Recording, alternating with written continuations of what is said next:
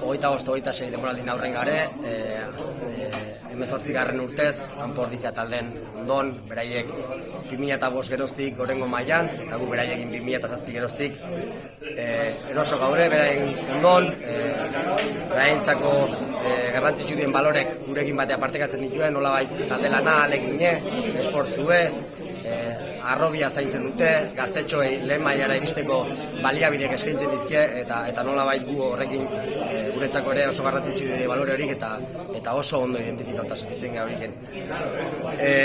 Entrenatzaile berrikin daude, aldaketa batzuk izan dituzte, hemendik animo ganak, gu beraien ondon izango geha, eta denboraldi berrin aurren, dituzten helburuk betetzea, ea lortzen dituzten da, eta animo asko.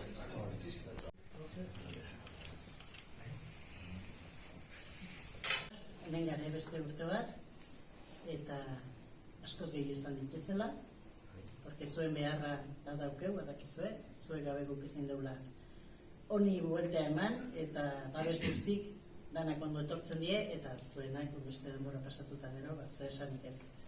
Aldaketakin gatoz, entrenatzaile berri daukeu, Susur Romero, jokalari batzuk lehen urten da aurretik darenak, beste batzuk etxeko dienak, eta berri batzuk ere badauzkeu. Orduan, ilusio handikin, proiektu berri batekin, eta gogo handikin gatoz, eta eskerrak ematea besteik ez da tokatzen.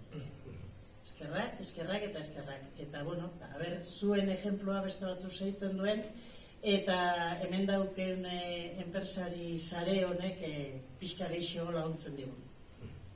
Eta besteik ez da bete esateko. Eskerrik. Hau esan dizuen bezala, egiten duzuen aportazioegatik.